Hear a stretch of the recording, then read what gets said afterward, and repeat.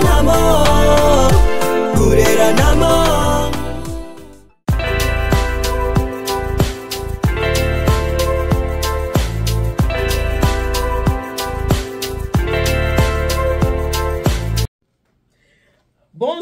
Bonjour. Mbote mingi na bino nyonso to baebolinga ka maman Eliane Nitu na pesi no ba mbote ba ebwe abarizeno maluka imoyo boni bandeko est-ce que bolamuki bien dans le bar toujours que kolala kolamuka ezaka habitude te tango nzambe apesi biso mpe mabomo yeto kumisaka nzambe to pesa ka nzambe merci parce que la vie ne nous appartient pas.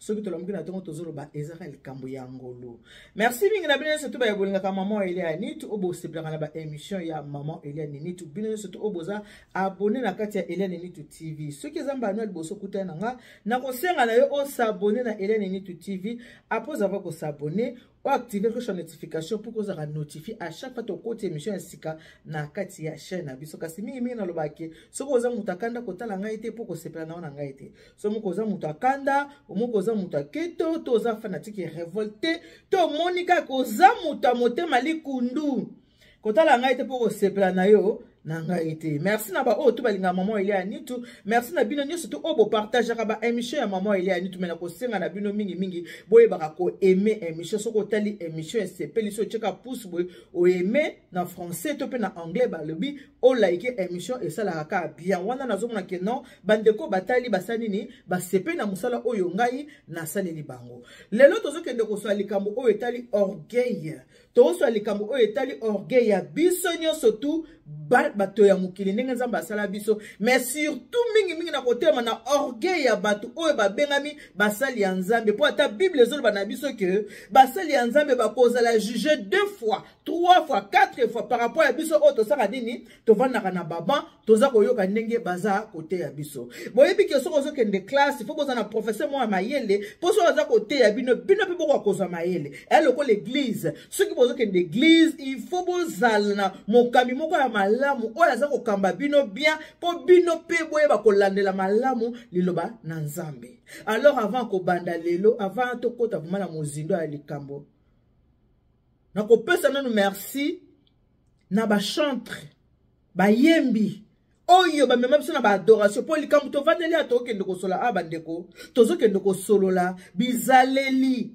ya couple Tamar bizaleli ya Mike Kalambai tozotanga kana nanu bango mibale po bango nde ba scandaliser biso na début année oyo 2025 tozengi na moyen pour présenter ba meilleure vie. Je vous souhaite que du bonheur, longévité, bonne santé au nom puissant de notre Seigneur Jésus-Christ de Nazareth. Bonne année 2025. Le toza le 7 juillet toza le 7 janvier 2025 nzambe aza kobatela biso topesi merci mokolo alelo to moni yango e pe na bande ko musuba moni mokolo alelo te me bible bila biso ke na circonstance nyonso to sala nini to kumisa kaka nzambe donc tozo kende ko talisa awa ko détailler bizaleli ya Mike Kalambai na ya femme Tamar bango kutu basela on nenga couple Mike asala ngo ye moko po aza ye moko célibataire célibataire Mike est célibataire.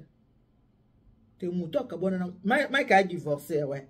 Yazala ka marié, c'est quoi a divorcé. Femme Tamar, yé baza en couple na papa Tamar. To resolo lengo pourquoi parce que yé moko femme Tamar a dit soki likambo ezali boya ko ebisanga na réseau. Alors na resolo la ne moi moke na réseau, bato bolinga ka femme Tamar obotala kaye na kosenga na bino bo tindela émission e komela atala. Même na Mike Kalambai ekutu baze ebele. Tant kana ko tshaba osa nini ba ko tindela ye. Mais na ninga na mwana nzambe na pesi bino pe mbote. Avant to kota na bizaleli ya bandeko o na tangi femme Tamar na Mike Kalambai. Na ba scandale ba sala biso na début d'année 2025. Pendant qu'on a fin de l'année, to koti na tina début ya année. Pour tozana na mois de janvier. Na kobanana nous couper sa longonya. Merci mingi. Na bayembi oyo basala ba scandale te. Bayembi oyo basala la biso ba scandale te. Bonne na banana couper sa merci. Nzambe amona bango. Wana na pesi peza. Merci pe longonya. Na ndeko matu Samuel.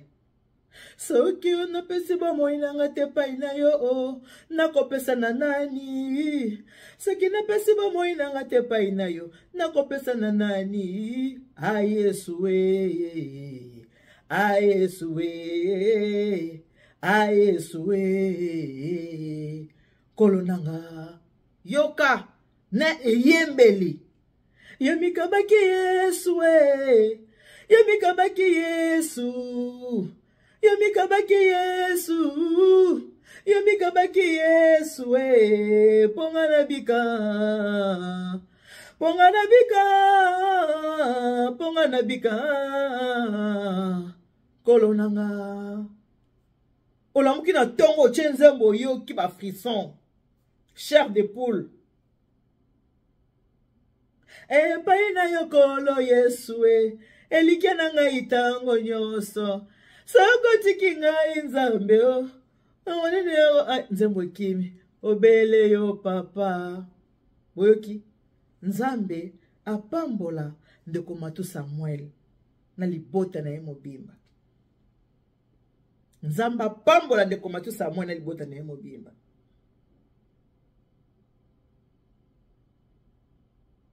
soki tokena ndeko na biso papa Denis Ngonde losako papa Denis Ngonde nzambe abatela yo kolo soki bato bakotuna ngolu pe elembo na yo na koloba ete nazali elembo ya ngolu ya nzambe nakanisi bolingo na yo kati na bomoi nanga nini nga nasalelaki yo polelo nga natuta tolo nini nga napesaki yo polelo nga nazala na bomo belengolu na yo papa pe bolingo na ya Yesu kumisama chanjola makolo ba oyo bazali na ba prison ngai naleki bango na nini ba oyo bazali na lopitalo ngai naleki bango na nini soki lelo nga nazali na bomoi ezali misala na ngai te belengolu na yo papa pe bolingo na ya Yesu kumisama sanzola makolo olamuki na tongo yo moko omitali olobi nzambe opesi nga bonne santé ba o baza na ba hôpitaux naleki bango na nini me oke otali ndeko femme Tamar ba oyo baza koloba babela kombo na ngai babela bana na bango bakufa bazwa ba cancer bazwa ba infection babela ba goitre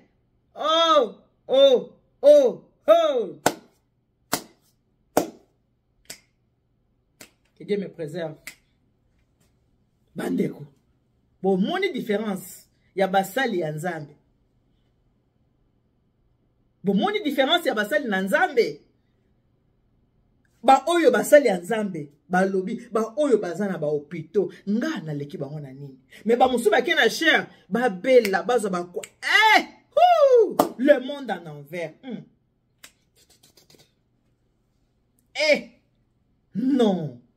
non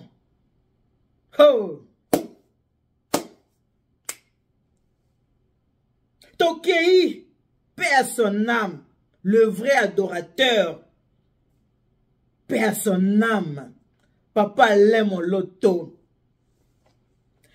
olamuki na tongo yo moko oche que tout genou fléchisse que toute âme confesse que Jésus-Christ est Seigneur. Élève tous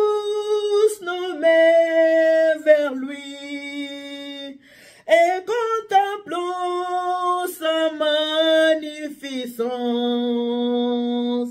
Jésus, le prince glorieux. Oui, acclamons les rois des rois. Hey! Ah! Boyoka, ba vrai adorateur. Oh, ba sala musala sans business na kati.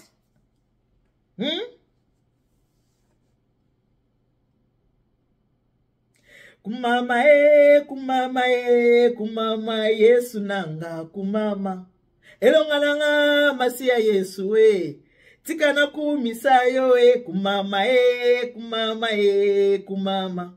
Na maso na zui kati na yo Obele yo nkolo, obele yo Yesu, obele yo nkolo, obele yo. Yoka bato bazako kumisa Nzambe. Boyoka donc, ba vrai adorateur, selon ngai. Yoko mako nongo ko sepela nongo yoko mana yo ya pat, ba vrai le vrai adorateur selon ngai.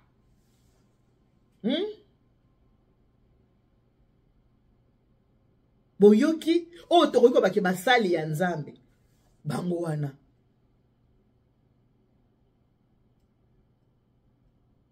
lelo bako ba businessman na ba businesswoman. Nzambe azali capable ya kolongola mobola tomboli ye na kiti. Azali capable ya kozua mozui pe ya kitisi ye na seo. Yango na tuta tolote, yango na sala fierete, na loboko na yo yanguya, yango nyose koki.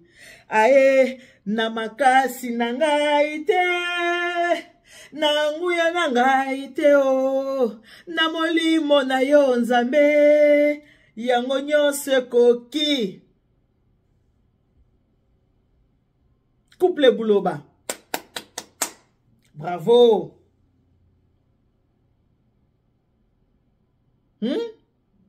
Nzambe azali capable ya kolongola ngai pema, azongisinga putulu azali capable ya kobakisa mikolo na umela na se, yango na tuta tolote, yango na sala fierete na loboko na ye yanguya, yango nyose koki. Oh, bravo. Na couple Buloba bango wana bato basaela kanzambe sans intérêt. Bango wana sans intérêt. Oyoki yo moko malobezo bima na kati. Oyoki maloba ba parole oyoki teste. Olobi ezeki inspiré par le Saint-Esprit. Yo moko oyoki et tout ici motema mwangai. Ba adorateur. Lelo mateya ekoma ya mbwakela. Lelo bayembi ya kilelo bakoma batu ya kubwakela batu ba malade. Les vidéos sont là. Bayembi ya lelo bakoma batu akolakela batu balia pau comme si bango bakotika l'Éternel. Batu balia pau. Balia pau. Où est l'amour du prochain? L'amour du prochain. Bolingo ya ndeko eza wapi? Ozolinga Nzambe, omona ye deja ti. Ozomona Nzambe à travers bato. Oyo za ko mwana mokili. Nous sommes des petits dieux.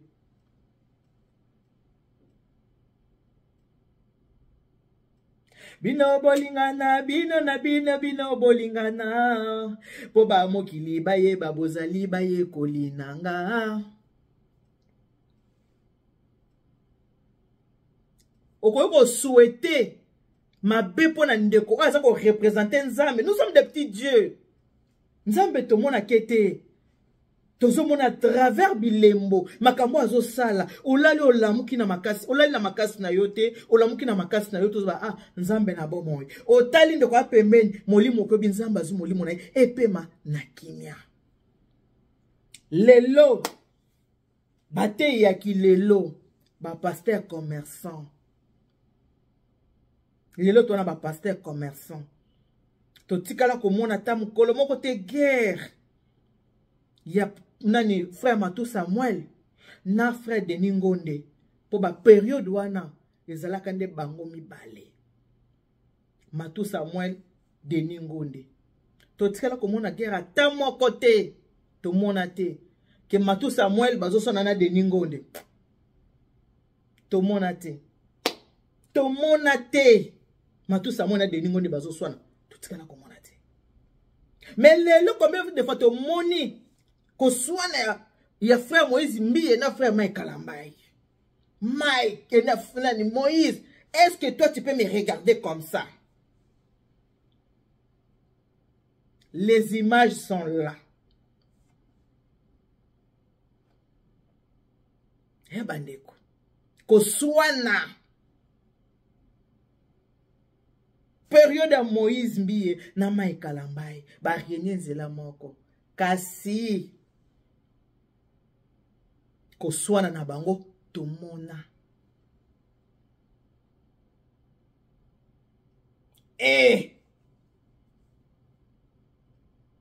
totikala komona te Sœur Lombongo na Sœur Marie Moussa baswana tomona yango te pe à son âme Sœur Marie tomona te tozalaka ka koloba na sese bayoka totikala komona te ata mukolo mo ba mbale baswana non o ba pic tomona te.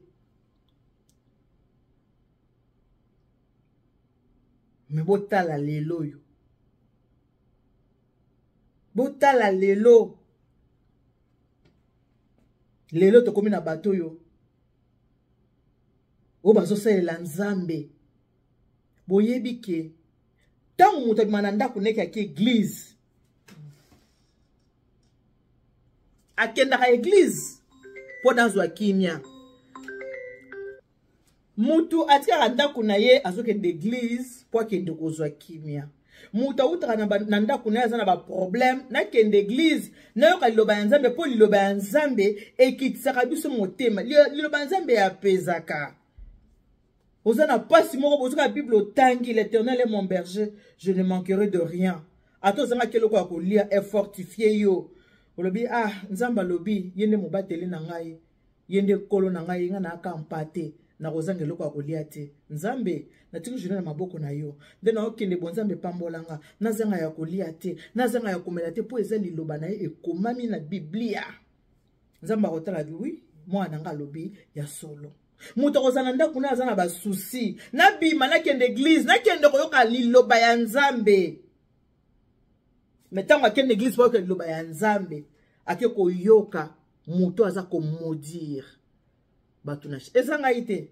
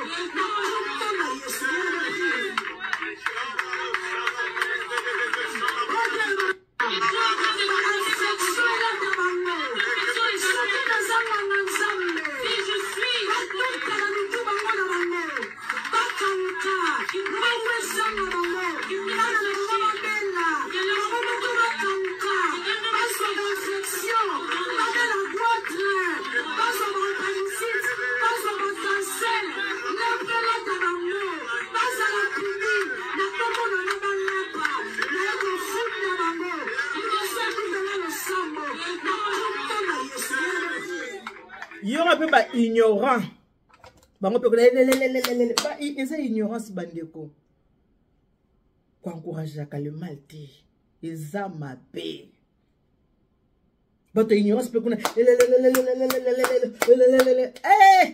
nzambe na bonzambe na ye nzambe na bonzambe na ye ayoki pe losambo ya boye olobiki bazwa bagwatre babela bacancer bainfection bana na bango bakufa finance na bango ebeba non nzambe nini wana nzambe aboyi bilakeli mabe nzambe nini wana oyo avandi boye penza moto abengami mosali na ye abengami pasteur yango Bible elobi que dans l'assemblée les femmes se taisent qu'elles aient interrogé leur mari yango scandale ya ba mama pasteur yango yo trop de zèle yango Bible elobi que dans l'assemblée les femmes se taisent. C'est ça. Nzambe nini wana mutu ya masumu muta mutema mabe azolakela batu mabe ya komona prière ya mabe oyo mutu azosala ya mabe mutu exauce prière ya mabe eza Satan. Satan azora libondeli ya mutu mabe a exaucer yango kasi nzamba ko exaucer libondeli ya mutu mabe te yango na Bible bila bisike baloba mabe pona kasi bakuta yo na yango te. Malédiction sans cause n'a pas d'effet. Ce que ça avec cause na effet. Yo moko lobi nazana tai kitoko batu baye ko reprocher yo mama na liboso ya cher yo bokoza na tai kitoko monite ko lobi mabe to sepeli nango te kanda wana bato babela baza bomoni te bandeko ba musulman balatisa basa ba nzamba pona ko bomba taiti mais basa musulman ba yakate ke to na bataille yango to bombi te uta bomona na ba balisa banke mwasi abombaka nzoto ya bombaka nzoto na bango ndenge wana yango wana ta elateli ya ba mama pasteur mutu elateli ozotala kete oyo boza scandale so alati boy na ko scandaliser bato na mi bomba komi bomba eza mabete mais ça sert à rien ya ko yakoloba. Bible bien, avant de parler, il faut tourner la langue 7 fois. Mutasaka libondeli malamu ya lipamboli ya kopambola bato. Kasi libondeli ya kolakela bato mabe. Non. Yesu ta babetaka ye na gauche. Abaluka dubo peta pe na droite. L'humilité. L'humilité komikiti ça. Mama Micheline Chabani. Mokili mobimba ewane, Mama Micheline Boye, Mama Micheline Boye, Mama Micheline Boye. Aye kaka lobi bandeko. Oyo nzamba pesi ngai te. Boya ngo ezeke baba Mama Micheline azana banate. So ba otongi kaka Mama Micheline abota te. Mama Micheline azana banate. Mama Micheline kutu atika mwana mwa kwa na toilette, ngo nzamba pesi punition e matake kitaki. Abota te ana banate. Ayoki yango tellement mingi. Bambula nyoso na kati ndako libala ayoki makambwana. Mafingi mutu te. Alakeli pe mutu mabe te. Asengi pe mutu waza na bana 10 te ke pesa ngata moko. Non. Alobi ka bandeko. Oyo nzamba pesi ngai te. Nakuzongo na makasi te. Nakobomba pe identité na ngai te. Oyo nzamba pesi ngai te. Nakozongo na makasi te. Mosali ya nzambe ye wana. Une réponse douce calme la colère. Wande babengi mosali ya nzambe. Ayeki na humilité nyonso na esengo nyonso bibandeko. Oyo nzamba pesi ngai te. Nakozongo na makasi te. Nakobomba pe identité na ngai te. Suka nango ayekoloba na émission bipino bolobaka ke ngai na bota te. Naza na bana naza na bakoko. Mwana azaka ko oyo kaka uti na libumu na yo te. Nazana bana nazana bakoko. Na adopta bana nanga ebele. Na bakoko nanga na bana. Oka uta libumu na otende aza mwana yo. Non. Joseph adoptaka Jésus-Christ, Jésus. Marie azalaka vierge. Ayeba mibali te. Vierge. Basima ete tante o libele. Basima epa emoko te. Vierge Marie. Azobana na Joseph. Aozela libala. Tobaka baki ba fiancé hein. Aozela libala babala eh. Mais tango akendaka epa tata mwasi na Elisabeth akende kosalisa ye. Ake pa tata mwasi akende kosalisa ye. Azongi lipumu. Joseph atabi Marie. Nana ebinzoto na ote. Yupo ebinzoto na ngate. Libumu ewuti wapi. Na ndaku na ngale komona ote. Oh. Mongongo ya Nzambe ye. Joseph. Vanda na Marie kobenga na Marie te. Maria memi. Mosungi. Amemi na libumu na ye mosungi. Tika Maria bota. Kobenga na Marie te. Joseph ayaki. Mongongo ya Nzambe. Marie. Bon. Kwa balobi ke. Yaze meli molimo santu boto vanda kaka. Nandimika mwana wana. Mokonzi monene. Yesu Masia. Le sauveur de l'humanité. Avanda ke nanda kwa Joseph. Joseph a kosala mabaya. Aotinde kyo ketuka mabaya kuna pa epa mambui. Ketukele mabaya na na sele bonga na esi kendo tikela e. Jésus Christ na boto sinyoso na humilité. Azupe bonga kepa mambui ya tiki yango. Mwana Nzambe akana kumikitisa. Mwana Nzambe akana lolendo. Tozana ba lolendo okay, o internet nga bone. Je suis la belle créature de Dieu Nzamba. Salanga penza kitoko. Wana na yebi. So ki na WhatsApp na ngana kumala je suis la belle créature de Dieu. La belle créature de Dieu na peska Nzambe lokumu po Bible bi que créons l'homme à notre image. Je suis l'image de Dieu. Nga mon ami tanabi Nzambe merci. Okelanga kitoko. Po na zako refléter image ya Nzambe tata nous sommes des petits dieux. Nathalie Zolo Zolo nanga lokwa ya Nzambe. Munoko lokwa ya Nzambe. Nathalie Basile, Nathalie Miss, Namitali. Oui, je suis la belle créature de Dieu. Nazako refléter nini image ya Nzambe. Pour Bible bi créons l'homme à notre image. Je suis l'image de Dieu. Allez, on a dit que pour litama le coup la maman Denise Nyakero. Maman Denise Nyakero Tisekedi. Matama bi je mbicheo moi chika na boaka litama ka lokola e. Litama lokola moi chika. O lokola ya moi chika o ya koto na moni e comme lokola maman Célé. Maman Célestine moi Janvita. Ya koto comme lokola maman Célestine moi Janvita. Ya koto yo et quelqu'un ya moi chika. Quand je dis Célestine moi Janvita balobi bongo. Maman mokonzi mwasi ya mokonzi ministre de défense leta makoto comme le quoi ya koto yo etika kaka ya mama Denise mabeye eza wapi taona le biboy mais ya kokende ko tuta tolo nazana tai kitoko bato bakokoma curieux babanda kotala ta yango ezalaka ndenge nini babandi ko décortiquer ce qu'on taille na yo ta musoki na bourle mo awa bazako chakate bakomo chakate zakana bourle mo awa libumu munene onga sekite yango za libumu plate yo moko o attirer attention ya bato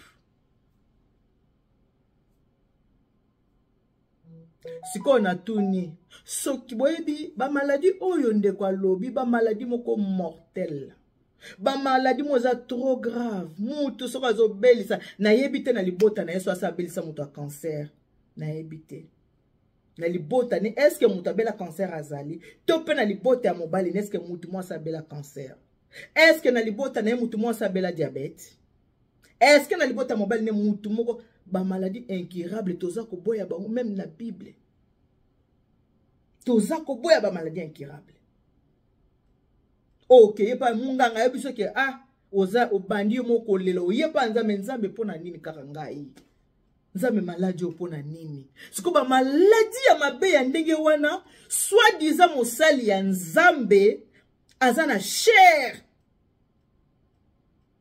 alobi nzambe nga mosali na yo wana na commandement aza ko commande nzambe nga mosali na yo po bandima na mosali no babela ba cancer babela ba diabète ba finance na ba na Bible omo elobi na biso bozwaka te po boyebi kosenga te wana eza commandement ozo commande nzambe avec les gestes babela boye non mwana nzambe akamoto aza na kimia ditalala lutulu mwana nzambe soki mutu deja aza na pasi ya liwa okolo batali ya pau ane oyo 2025 mutu nyonso akotelemela yo alia pau kolia pau do mutu akufa lakela mutu bomo itoze lakela mutu kaka liwa o basela nzambe ya ndenge nini kolakela batu kaka mabe o silisi boyoka nanu mutu asisi kola abokeli batu bagwatre na suka pe na libonde que Dieu vous bénisse sera pe ba ignorant mon peuple périt par manque de connaissances yoka pe ba ignorant ba petit maboko koto yo pe balia pa ou amen ba fanatique aveuglé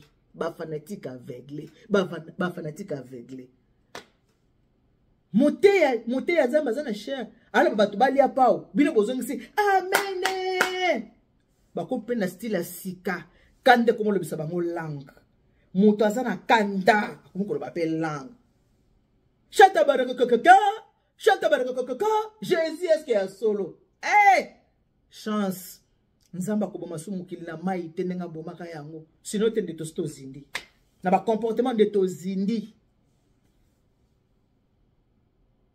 na lobi ba mama ba fanatique aveuglé bolongo la kitambala ya mwindo na misu boy ba ko sala part des choses muta sali mabe loba o eza mabe muta sali malamu bi o eza malamu ko sala mutu reproche eza mabe te.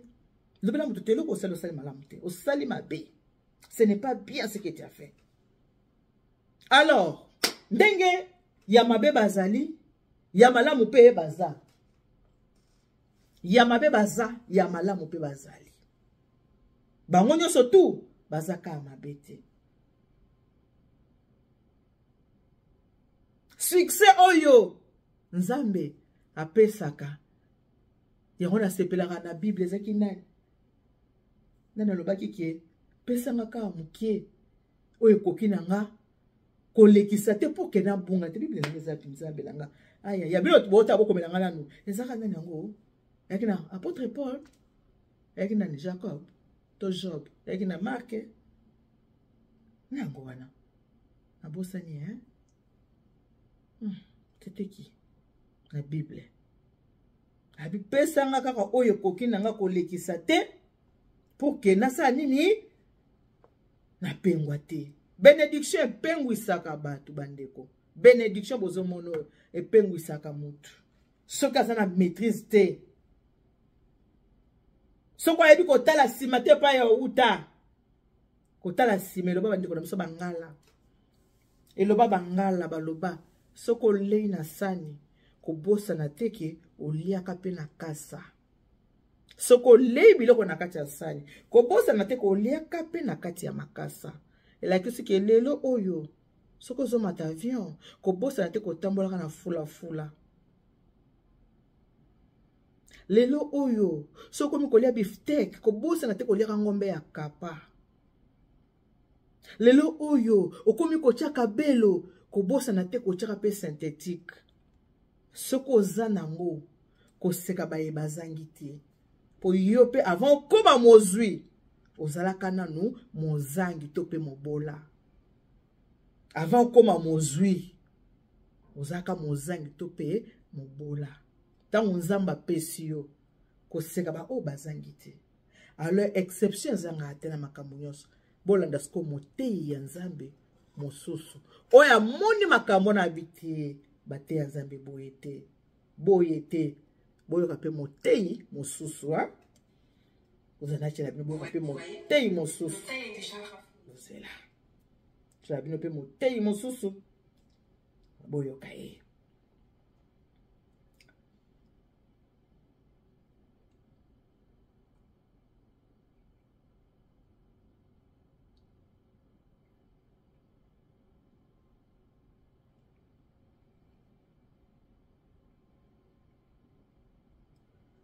bazoluka mikonyonso na kisasa oyo bakosa bango epa batei omonaka balukaka yango ezalaka te délivrance mosusu eza na mokili te à part délivrance oyo yesu akufaki na ekulusu atangisi makila po tokóma bana na nzambe mwana na nzambe aza déjà délivré mais c'est quoi il faut bozela na zango nano kosala mabe nzambe esimba motema na ye na 2025 bongola motema ayeba yo un chrétien n'est pas comme un sataniste. Les satanistes, ils ont la seule mission de détruire, de destructeurs, de tuer. Mais un enfant de Dieu, pendant qu'il prie, il fait beaucoup de grâce. Parce que lui aussi, on l'a fait grâce. La Bible dit, là où le péché abonde, la grâce fait quoi?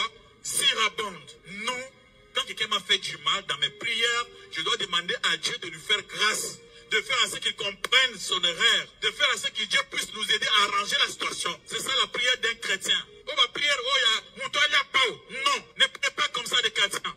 Ça sont des gens de sciences occultes. Il ne faut pas prier comme ça. Les sciences occultes, c'est pour détruire, tuer. Un chrétien n'est pas un assassin. Un chrétien n'est pas qui? Un assassin. Vous n'êtes pas des assassins pour commencer à tuer les gens. Bien, mais Moukili, où sont les bateaux épelés? Donc, cela c'est écrit dans le livre de Matthieu 5, à partir du verset 18. Na été point à Kobuka Mibeko, mais point à Kokokisa Mibeko. Tant que Yesu a dit à Kokokisa Mibeko, Yesu a dit Kolo. Boyoka ke komamaki, Buma Munguna Nayo, Linga Muninga Nayo, Menga Nalo, Kobandalelo, vous allez aimer même votre ennemi. Il a changé. Et ce que vous dites Kotangango a changé Makambo Ebele, Matthieu chapitre 5, verset 43. Vous arrivez? Alors, c'est ce que votre Père qui est dans le cieux, il pardonne, il fait du bien pour la bâtiment, malin. La Bible dit, Dieu n'aime pas la mort d'un homme pécheur. Nous, on n'est pas là pour tuer les gens. Et Dieu ne tuera pas à cause de toi. Non, ça c'est la prière des gens du sens de culte. Un enfant de Dieu ne peut pas prier comme ça. Voilà comment les enfants de Dieu prient. Un chrétien n'est pas comme un sataniste. Les satanistes, ils ont la seule mission de détruire, de destructeurs, de tuer. Mais un enfant de Dieu, pendant qu'il prie, il fait beaucoup de grâce. Parce que lui aussi, on l'a fait grâce. La Bible dit, là où le péché abonde, la grâce fait quoi? Surabonde. Non. Quand quelqu'un m'a fait du mal dans mes prières, je dois demander à Dieu de lui faire grâce. De faire à ce qu'il comprenne son erreur. De faire à ce que Dieu puisse nous aider à arranger la situation. C'est ça la prière d'un chrétien. Oh, ma prière, oh, ya, Moutoya Pau. Non, ne priez pas comme ça des chrétiens.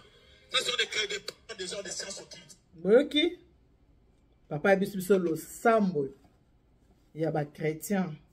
Eza bilaki li mabete. Eza kulubate ke Moutoya Pau. Te. Bible lobby. Priez même pour vos ennemis.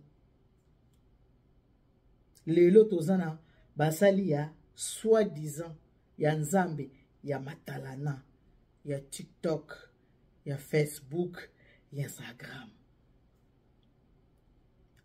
Ba fanatique bakanga bino miso, mon peuple périt par manque de connaissances. Botika fanatisme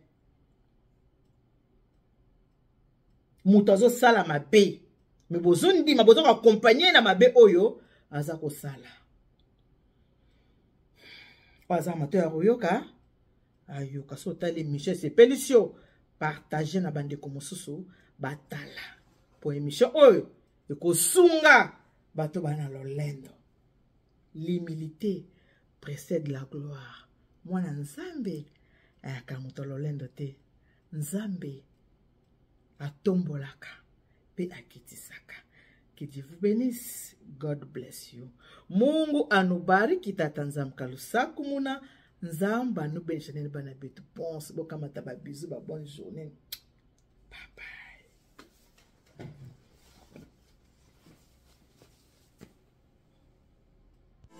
Because I shine, papi.